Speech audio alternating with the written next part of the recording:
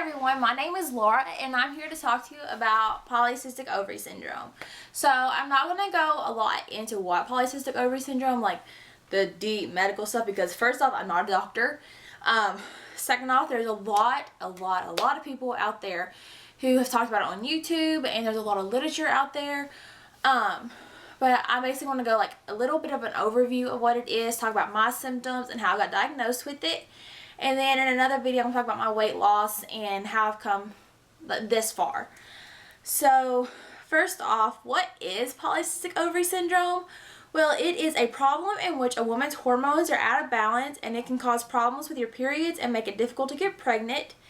It may also cause unwanted changes in the way you look, and if it isn't treated over time, it can lead to serious health problems such as diabetes and heart disease. Most women with PCOS grow many small cysts on their ovaries, and that is why it's called PCOS. They're not harmful, but they can lead to hormone imbalances. And with the type of PCOS that I have, but not every woman with PCOS has this, is my body has problem using insulin, which is called insulin resistance. And when the body doesn't use the insulin, well, blood sugar levels go up, and over time, this increases your chance for diabetes. Other symptoms include acne, weight gain, trouble losing weight, extra hair on the face and body, thinning hair on the scalp, and irregular periods. And others are fertility problems and depression. So my symptoms were I was overweight, I had trouble losing the weight, I didn't really have the acne, but I didn't really have the facial hair either, but I had hair on my tummy. And let's see, I didn't really have the depression or anything. I did have the irregular periods. So I would go months without having a period, and then I'd have one long period for like a few weeks. And it sucked really bad. I started having problems with my period since my very first period. And, excuse me, I went to the doctor when I was in middle school, and they gave me a medication to stop my period because I'd been going for a few weeks and I was bleeding really heavy, and then they put me on the pill. Well, I was going to camps and everything, and we had to turn our medication into the EMT or whatever that was there, and it was 99% of the time a man. And I was so embarrassed to turn my birth control pill into a man, and I'm 13, so I just stopped taking it. I didn't want to take it to camp with me. I just stopped taking it. So of course, my problems with my periods continued, and then I went back to the doctor, and she put me back on the pill. And that doctor I didn't really care for. She wasn't a terrible doctor. A lot of people like her, but I felt that because I wasn't pregnant, that she didn't care about me as much. So, like I said, my prescription ran out, and she'd refill it, but then she got to where she wouldn't refill my medication, which meant I needed to go back to her. But I just did not want to go back to her. I just didn't care for her, but that's just something else. So I was in college. It was senior year, part 1. And Mom was like, Laura, there's this new doctor in town. You're going to love her. She's sweet. She's nice. She's like, I met her. You're going to love her. You need to go see her. Of course, when I tried to go see her, waitlist. So I made an appointment like the beginning of February and didn't get to go see her till April. So I went for my regular yearly exam, and she noticed when she was doing my breast exam that my underarms had these dark, and also between my legs, and that's part of the insulin resistance, is you get these dark spots on your body. And which I had, I'd always noticed that I had that, and I read up on it, and they were like, I lost weight and it went away. Little did I know that was part of PCOS. So of course I'm talking to the doctor, and she's asking me all about, so I tell her my history and my period, and she was like, I'm pretty sure you have polycystic ovary syndrome. And so I was like, okay. So of course I had to do a ultrasound, and the ultrasound showed that I had a little cyst all over my ovaries. They did blood work, and a ton of blood work, like 5 or 6 vials full of blood. and the blood work showed that my triglycerides were really high, my insulin was high, my sugar was high. Testosterone, it wasn't that high, but that's what causes, you know, the facial hair and the hair on your tummy. And mine wasn't too high, it was just kind of high. So she's like, basically the number one thing that you need to do for PCOS is lose weight. Okay, I'll try. But I wasn't very active, and even if you are active and you have PCOS, losing weight is 10 times harder for you than it is anybody else. So it's just because your body works against you. And so I would, you know, cut the calories, I would try working out, and just the weight wasn't coming off, and I'd get so discouraged, and it's upsetting. And you know, that's one of the reasons I want to make this video, is to talk more about, you know, yes, it is hard and it feels impossible, but it's not. And I want to talk more about the weight loss and everything in another video. But I did lose some weight, and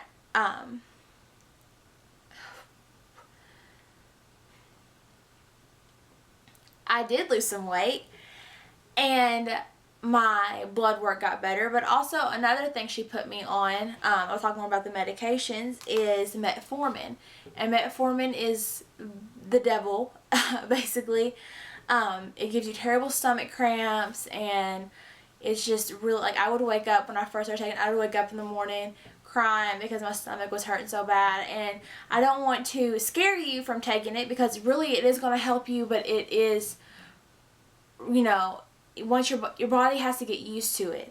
And when your body's getting used to it, it's painful and it sucks. And I really do not like metformin, but I do take it. And then I started taking a fish oil because my blood work also showed my cholesterol was out of whack. So my HDLs was down and my LDLs were up, and those need to be opposite. But my, like, total cholesterol was, like, in the normal-ish range. It was kind of high. So I took a fish oil, and just because I did, and not because the doctor really told me to, I just did my research, and a lot of women that had PCOS was taking fish oil, and they said that it helped. So I was going to take it. And so fast forward a year later, and I just went back at the beginning of this month, or the beginning of last month, the beginning of June. I went back to the doctor, and I was super pumped about my weight loss. And one of the big things was I drank Cokes. Like, I loved Coke. I would have like 3 20-ounce bottles a day. I know that is terrible for you, but I have not had a Coke since January. I had one in February at like a get-together at the Mexican restaurant, because I always felt like you had to have Coke with Mexican food. Like, but it was a really nasty Coke. Like, it did not taste good at all. And that just kind of turned me away from Cokes for like ever. And like, I'll even like take a sip of a Coke, and I'm like, no, I don't want this. So I went back to the doctor. I was super pumped about my weight loss. I was super pumped about like how I've been doing. She didn't say anything about how much weight I lost. She didn't ask me about my diet or anything. So I couldn't brag about myself, about how many Cokes I stopped drinking Cokes.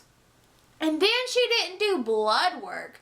Like, no offense to my doctor, but this like super, like, made me super upset. And so I was like, okay, you put me on this medication, you took all this blood work last year, do you not want to know if I'm doing better? So I go to my primary care doctor, and I tell him, I was like, I just want blood work done. I was like, I want you to do my triglycerides, my cholesterol, you know, all of it. I want to know how I'm doing. So I get my results back in. Guess what? My triglycerides are almost half of what they were last year. They're still a little high, but that is so much better. They dropped almost 200 points. My good cholesterol went up. My bad cholesterol went down. My cholesterol's good. My glucose was good. My insulin was good. And so, you know, that is amazing, and I'm so proud of myself, because that is a huge non-scale victory. And that's one thing that I've learned with PCOS, is that you have to celebrate the non-scale victories, because the weight is so hard to come off that you have to know, like, oh, my clothes are fitting better, or, you know, this blood work came back and I'm doing so much better. So one of the main reasons I wanted to create this video and a couple more videos is to kind of have a community a little bit of women with PCOS, because it is so hard and it is so easy to get discouraged because you're not making the progress that you want, that there are other women going through this. 1 in 10 women have PCOS. And so I do feel discouraged, and I have found so many wonderful blogs and research, and there's people on Tumblr. There's a lot of people on Tumblr that have PCOS, and they have PCOS blogs, and it's just, you know, you're not the only one going through this. And if you're watching this and you've heard about PCOS and you're like, do I have PCOS? And if you had any of the symptoms that I listed before. So I ran out of space in my car and had to go import what I did and come back. So what I was going to say was that if you feel like you have any of these symptoms, I really encourage you to go out and talk to your doctor and see if you do have polycystic ovary syndrome. It is not something you can self-diagnose. It's something that you have to, you know, you need the blood work, you need to do the ultrasound, you need to find out. If you do it, you need to be proactive now, especially if you are younger, if you are, you know, in high school or in college and you're not thinking about the future and having kids right now. This is the best time to get started, because a lot of women, they find out they have PCOS when they're trying to get pregnant and they can't get pregnant. And, you know, one of the main things with PCOS is that you can't get pregnant. It is so hard. So if you are proactive now and you get seen about and you find out that you have it, then you can help increase your chances of getting pregnant in the future. So yeah, that is this video. I hope you enjoyed it. I hope you learned something. I hope you know, I'm not doing this for, you know, to get seen or to have views or anything. I'm just trying to spread the message and let people know what PCOS is, and if you do have it, you're not alone, and that if you need someone to talk to, if you have questions, you can leave them in the comments below, or I can leave my email and you can email me, because I do want to be a support system. I have had a great support system, and I want to talk about that in my next video. Not my entire support system has PCOS, but it's like a fitness support system, but I will definitely talk about them in my next video. But yeah, please, if you do think you have PCOS, please get seen about, and I hope you have a great day, and see you next time. Bye!